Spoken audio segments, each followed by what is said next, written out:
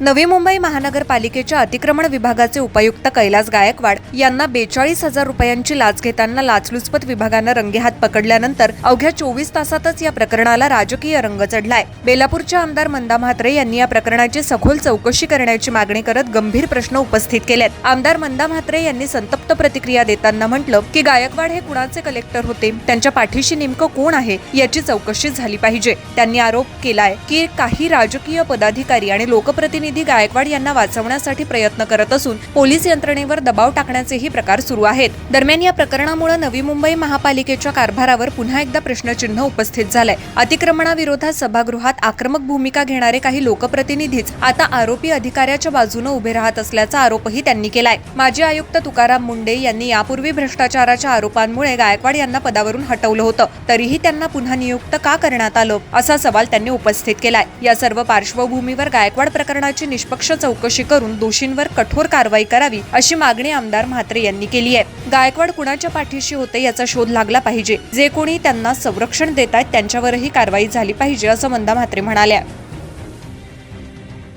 असं आहे की हे जे उपायुक्त होते त्यांना ज्यावेळी या पालिकेचे आयुक्त तुकाराम मुंडे होते त्यांना भ्रष्टाचारामध्ये काढलं होतं, त्यावेळी परत या पालिकेने ठेवायला नाही पाहिजे होतं।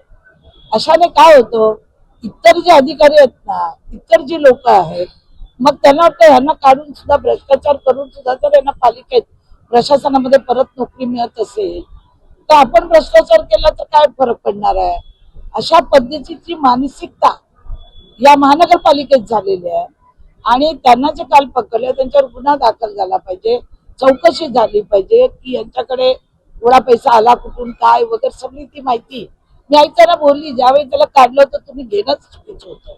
अशाने जे चोरी लबाडी करतात त्यांचं मनोबल वाढतं आणि जे खरं काम करतात पालिकेत त्यांना विचारायला वाईट वाटतं। ते भेटत सांगतात की आम्ही काम करतो, आम्ही कधी कोणाचे 5 रुपये घेत आणि जो घेतो त्याला पुन्हा संरक्षण दिलं जातं।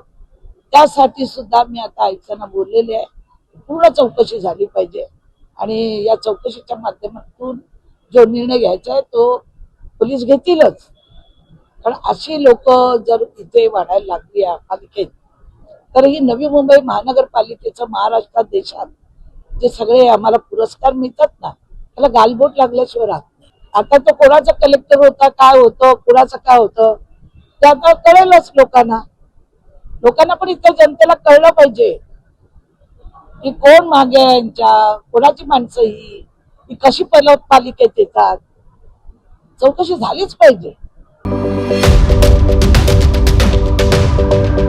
YouTube वर सुद्धा रायगड टाइम्स सर्च करा आणि पहा रायगडच्या कानाकोपऱ्यातील प्रत्येक बित्तम बातमी।